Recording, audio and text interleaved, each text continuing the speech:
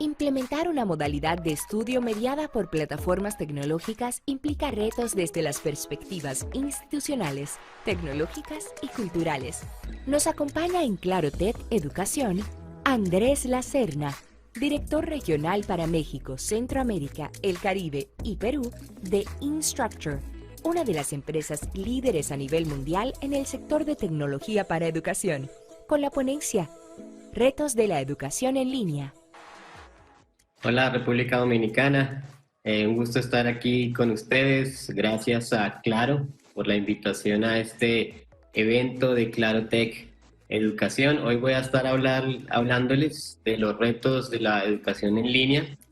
Mi nombre es Andrés Lacerna, soy el director regional de Instructure Canvas para Latinoamérica, específicamente para México, el Caribe, Centroamérica, Perú y Venezuela. Quiero contarles un poco de la compañía antes de entrar en materia.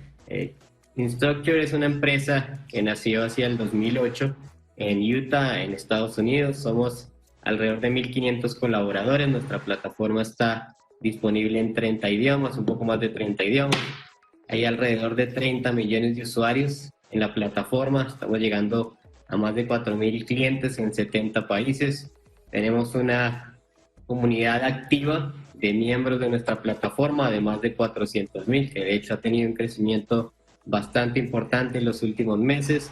Estamos alrededor del mundo en diferentes locaciones, lo que nos permite dar un soporte 24/7 y tenemos una disponibilidad de nuestra tecnología del 99.97%.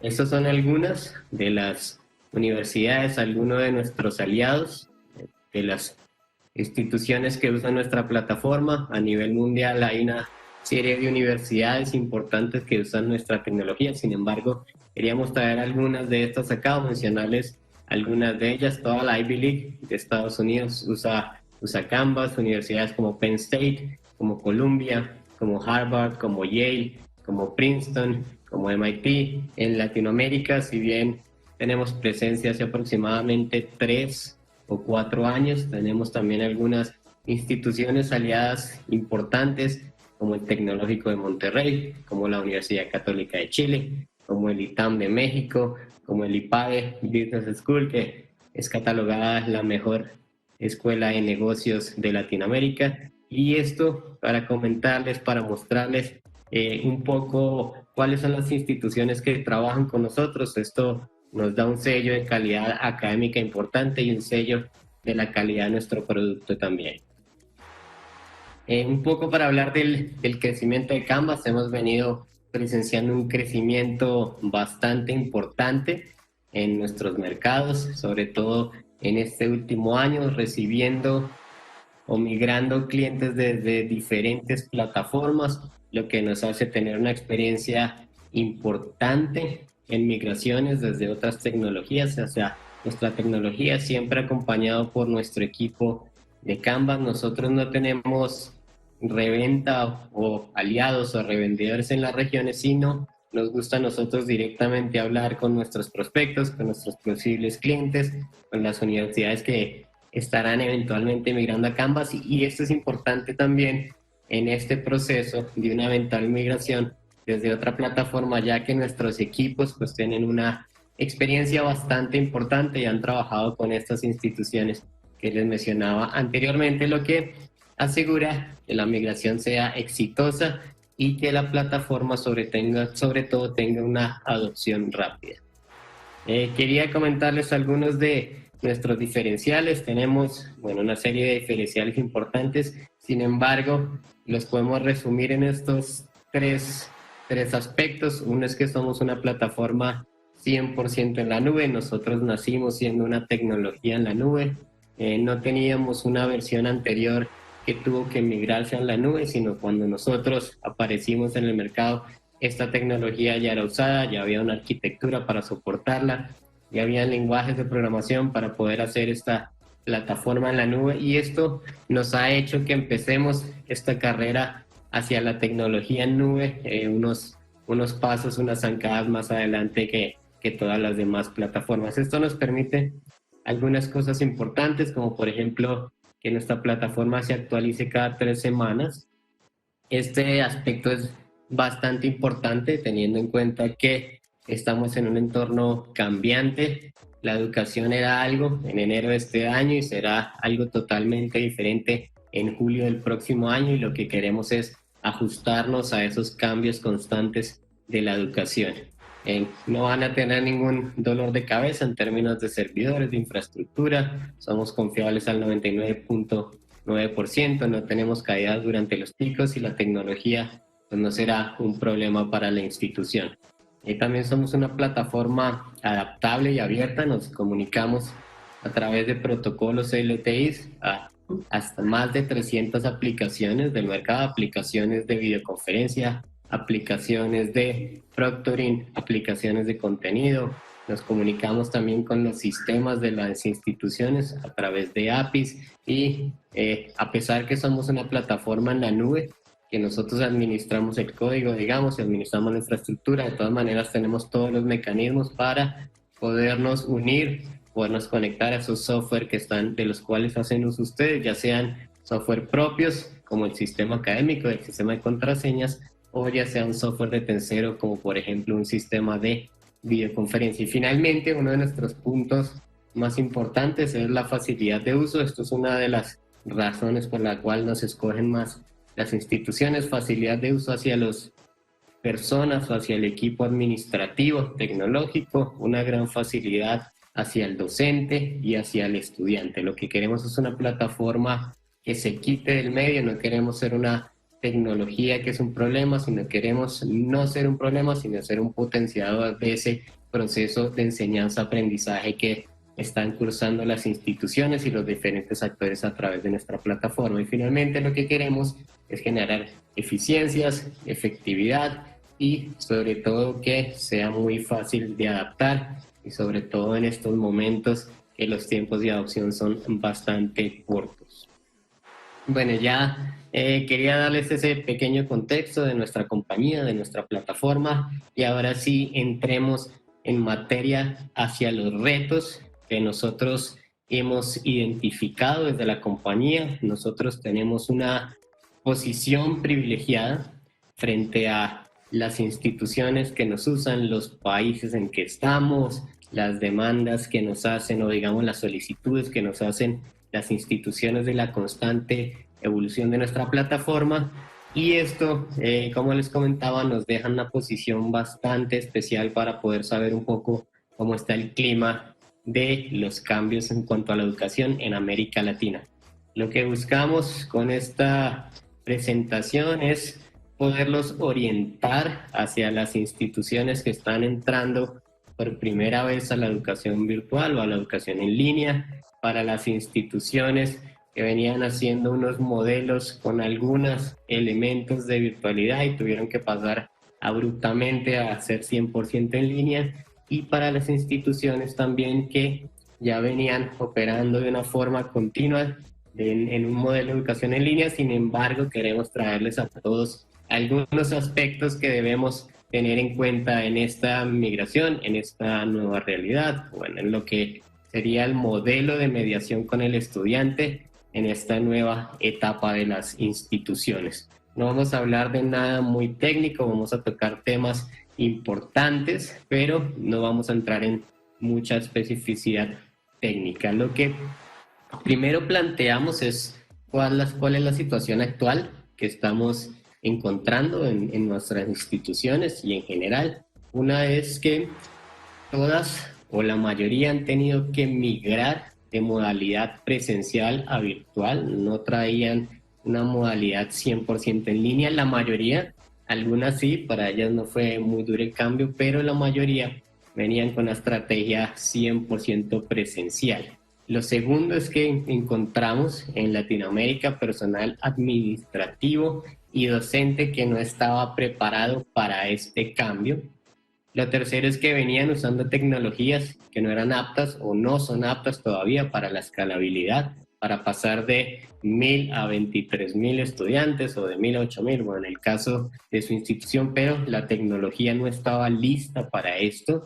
encontramos también mucho en las instituciones, y es que hay una falta de contenidos grande vuelvo y insisto, de contenidos aptos para la educación en línea. Muchos docentes tenían materiales escritos para su salón de clase, muchos temas de fotocopias, lecturas para el estudiante, pero digitalizados como tal para poner en una plataforma en línea, habían muy pocos. Y lo que encontramos, y esto todavía sigue siendo vigente, es la incertidumbre en cuanto al tiempo que durará esta contingencia, que para nosotros no es una contingencia, es el inicio de una solución a largo plazo, y sentimos que las instituciones que no lo estén viendo como un proyecto a largo plazo están perdiendo un tiempo importante hacia el futuro.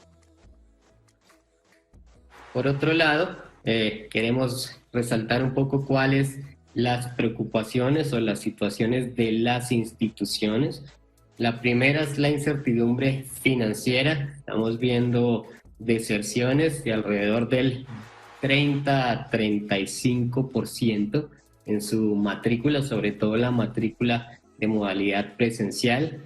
Estamos viendo que las instituciones están muy preocupadas porque el entorno es cambiante, y es cambiante a una velocidad nunca antes vista.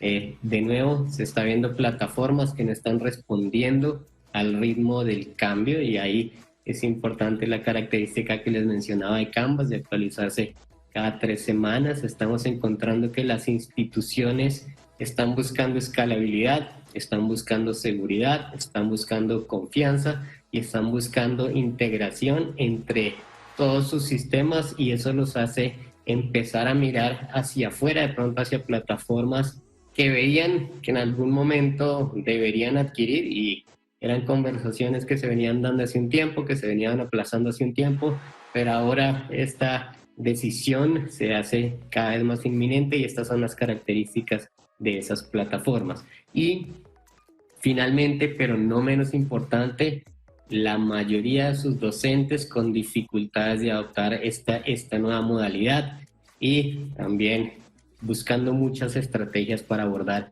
este problema de adopción. Hacia el lado de los estudiantes también hemos estado investigando qué pasa por la mente de los estudiantes, que están buscando los estudiantes. Los primeros que están empezando a buscar universidades que tengan oferta en línea. Si bien su universidad o su institución se pudo haber migrado a la modalidad en línea, hay una gran diferencia entre las instituciones que lo venían haciendo hace tiempo y entre las instituciones que trataron de hacer un cambio abrupto, de un momento para otro, sin mucha estrategia, y los estudiantes lo están notando y están buscando universidades que ya puedan tener una oferta 100% en línea y que vengan haciéndolo desde hace varios años. Están buscando también plataformas que sean portables. Ya no hay tantos dispositivos disponibles en la casa. Vemos que están todos los miembros de la casa, 3, 4, 5, 6 personas. Seguramente habrán máximo 3 dispositivos o 3 portátiles en casa, y los estudiantes están empezando a cursar su proceso formativo a través de dispositivos móviles, y están buscando que las plataformas todas se adapten a sus dispositivos, que sean de fácil adopción. Están buscando también instituciones o que su misma institución virtualice los servicios, y están buscando también que haya un soporte 24/7 por parte de las instituciones. Un poco para hablar de esto, de los retos de la educación en línea, quisimos dividirlos en estas 4 opciones, ¿no? O en estas 4 grandes categorías. Una es a nivel país, cuáles son los retos a nivel de los países, y en esto casi toda Latinoamérica comparte los mismos retos. El segundo es a nivel institucional, tercero a nivel tecnológico y cuarto a nivel cultural. Hacia nivel país, uno de los retos más importantes, y esto no es nuevo, esto viene siendo desde muchos años atrás, pero con la llegada de la pandemia y con la incertidumbre, con todos los problemas económicos y demás, esto ha tomado mucha relevancia, y es la falta de entender la educación como un papel fundamental para proporcionar a los ciudadanos las capacidades y competencias que los permitan participar en la economía, en el desarrollo y en este momento en la recuperación de una manera efectiva. La pertinencia de los programas ahora de cara a los retos que presentará el país hacia futuro se vuelve muchísimo más importante que antes. Lo segundo es cerrar la brecha social. Esta pandemia lo que nos ha hecho darnos cuenta es que la brecha social es muy grande, y cuando empezamos a tener los retos con la educación en línea, lo primero que nos dimos cuenta es que las escuelas públicas, la mayoría no tienen forma de llegar a sus estudiantes, no tienen infraestructura tecnológica, los estudiantes no tienen wifi en su casa, no tienen un computador, y cada vez se vuelve más importante cerrar esta brecha social, o si no, lo que estamos viendo es que en la educación y en la sociedad está tendiendo a haber una brecha cada vez más grande en las universidades de élite y en las universidades, digamos, de estratos 1, 2 y 3, o la parte de la sociedad más pobre, y cada uno se va volviendo más fuerte, pero sin embargo las universidades que están en la mitad de esos dos tipos de sociedad están tendiendo a incluso eliminarse.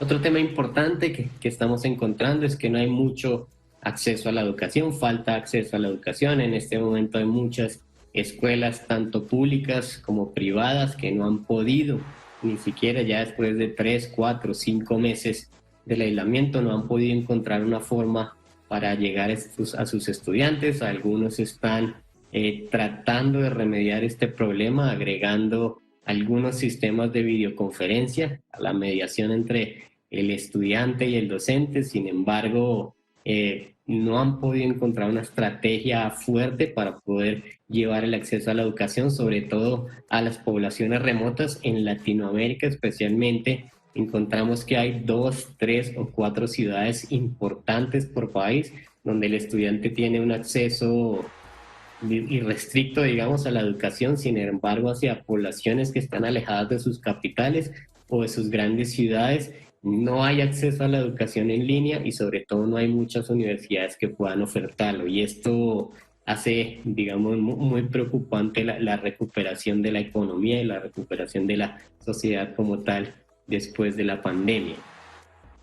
Estos a grandes rasgos son los retos los que debemos estar pensando desde las instituciones, desde los gobiernos, desde las políticas, para recuperar el tiempo perdido durante la pandemia, si es que lo podemos recuperar, y las instituciones deberían estar pensando en estos temas. Y ahora queremos presentarles cuáles son los retos que están encontrando o van a encontrar las instituciones en este momento, y que deben ser agregados a su estrategia, deben ir muy de la mano de su estrategia, poder resolver estos temas que vamos a ver a continuación. El primero es que el conocimiento se encuentra distribuido, hay un cambio de paradigma importante entre el profesor de clase y el tutor en línea. Son dos roles totalmente distintos, hablaremos un poco más adelante de esto. Sin embargo, estamos encontrando un reto muy importante por parte de las instituciones para poder generar contenido. Las instituciones están buscando o están haciendo que sus docentes empiecen a crear o a digitalizar contenido.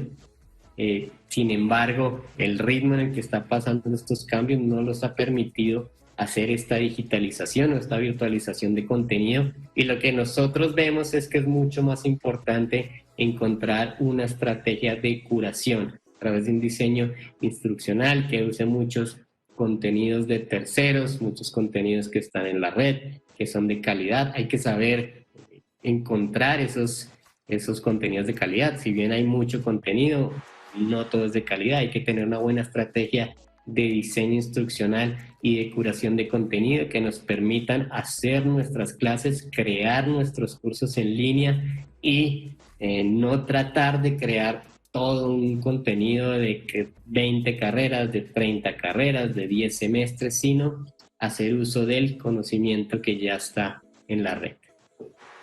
Otro reto importante y que las universidades deberían estar abordando, las instituciones deberían estar abordando, es que los contextos ahora son más inciertos y cambiantes que nunca. Y esto es un tema que deben considerar mucho para su estrategia de tecnología, para su estrategia de evaluación, para su diseño instruccional, para la capacitación de sus docentes. Y es muy importante entender y tener en cuenta que, si bien en algún momento se podrá volver a los salones de clase, algunos muy optimistas están diciendo que ya en enero vamos a volver a la normalidad. Hay que tener en cuenta que la ocupación de los salones no va a ser al 100%, no vamos a poder tener la misma ocupación de la planta física como antes, y es muy importante empezar a tener esas conversaciones hacia no tener certidumbre qué va a pasar en un futuro, hacia ser muy flexibles en los sistemas de evaluación, en los sistemas de los currículos, en los sistemas de matriculación, en los servicios que se le presten a un estudiante, y es una cultura que debe permanecer incluso aún después del aislamiento. Otro tema importante que hemos visto que las instituciones han luchado mucho o están teniendo muchos problemas es no entender que el estudiante o el profesional es artífice de su propio aprendizaje, y esto es un cambio importante de la educación tradicional a la educación en línea.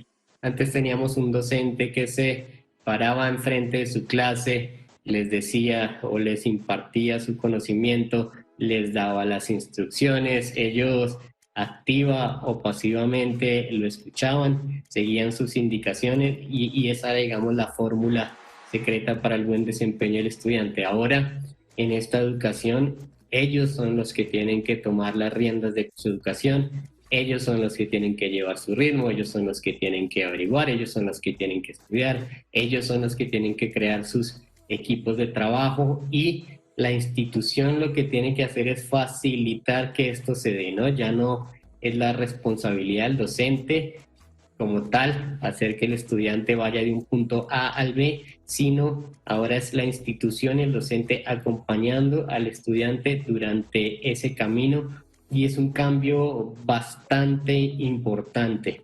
En este momento vemos estudiantes muy cargados de evaluaciones, vemos que incluso está afectando a sus familias, sobre todo los estudiantes de colegio, porque lo que están tratando es llevar su experiencia presencial a la educación en línea, agregando un software de videoconferencia en la mitad, pero no estamos pensando en una estrategia donde él sea el responsable de su proceso y donde la institución y el docente le den las herramientas para poder que el estudiante avance durante este proceso.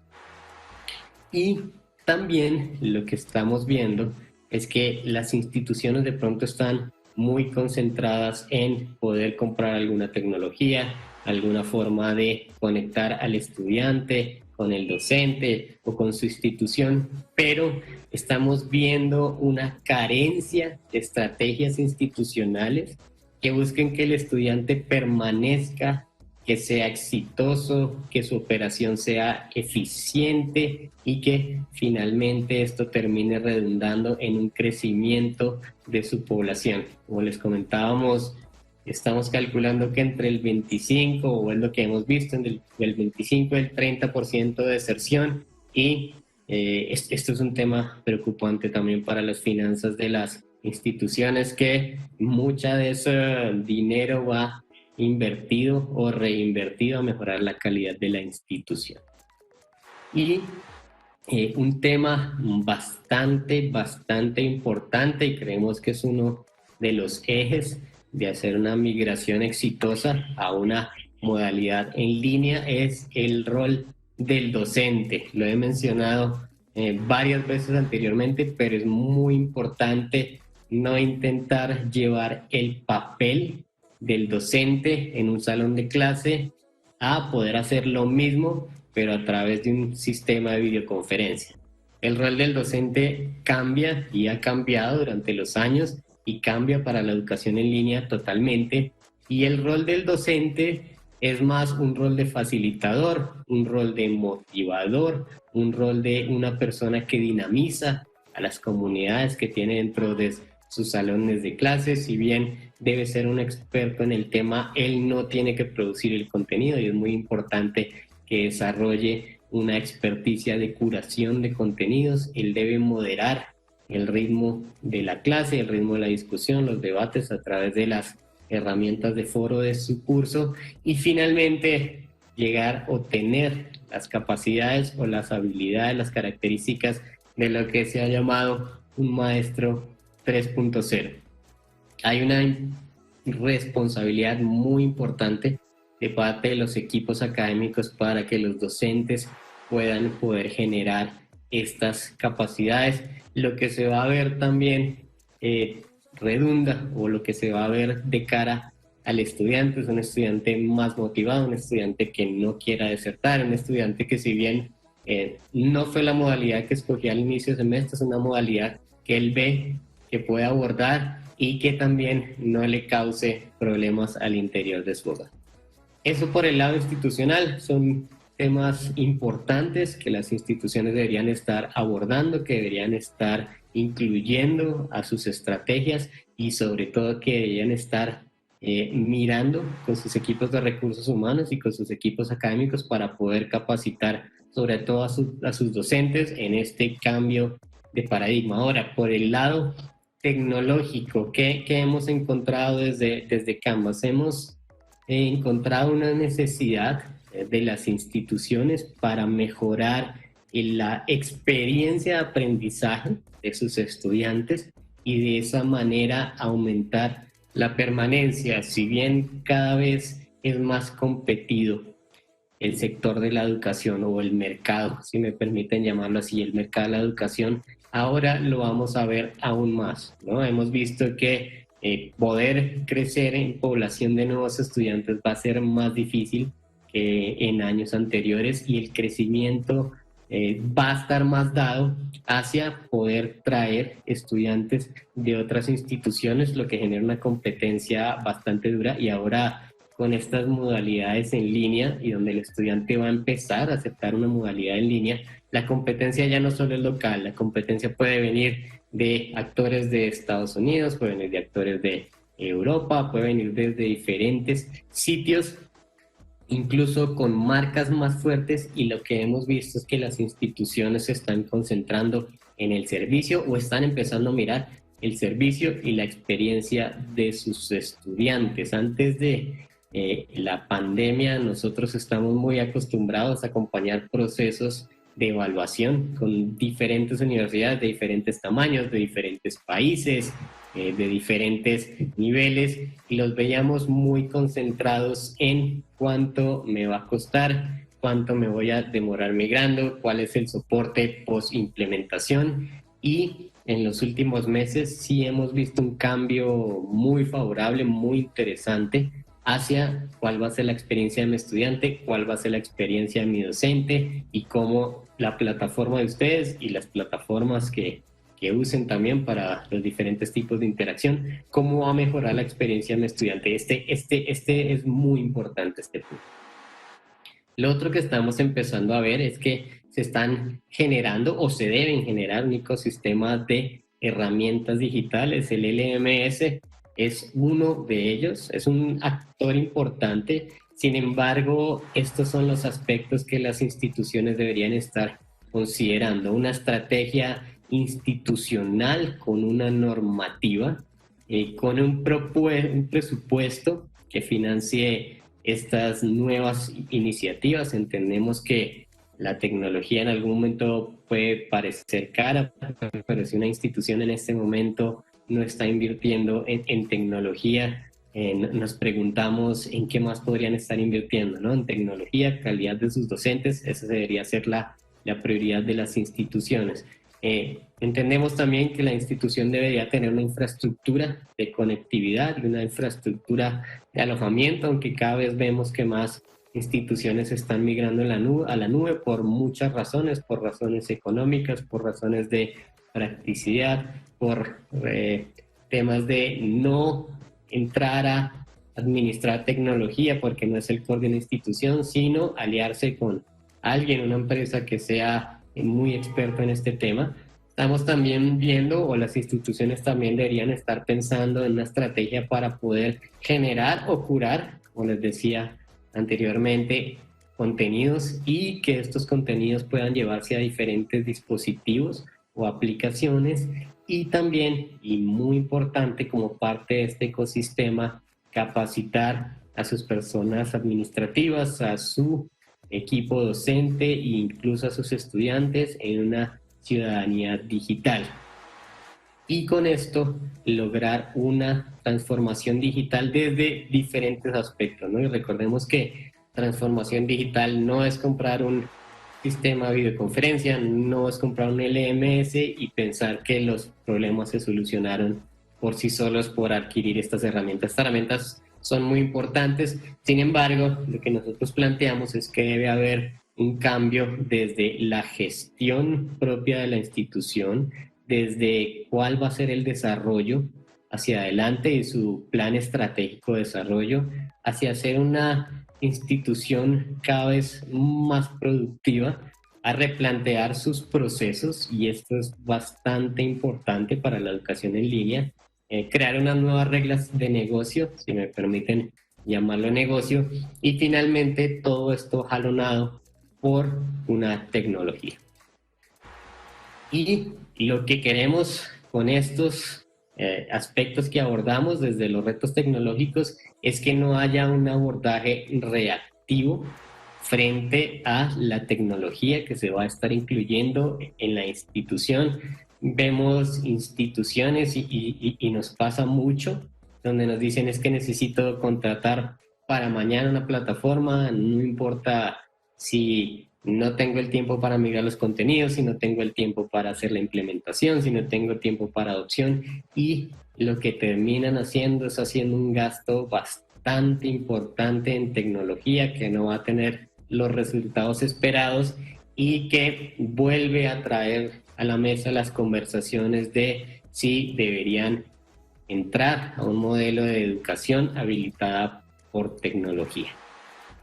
Y hay un aspecto bastante importante, y es cuáles son las expectativas del estudiante frente a la tecnología que va a estar, digamos, ofertando, o la tecnología que va a estar habilitando la oferta de la institución. Y son estas cuatro expectativas del estudiante que al momento de decidir una estrategia, al momento de adquirir un software, al momento de lanzar un producto habilitado por tecnología, estos cuatro aspectos son muy importantes a tener en cuenta desde la perspectiva del estudiante. Y como les comentaba, lo que queremos buscar son estrategias para aumentar la permanencia del estudiante. ¿Cuál es la primera? Que la universidad debe ir hasta donde yo estoy ya, y venía siendo un problema, aunque la pandemia claramente lo resaltó, es que el estudiante ya no tiene que ir a una sede física o ya no tiene el tiempo, ahora literalmente no puede por temas de confinamiento,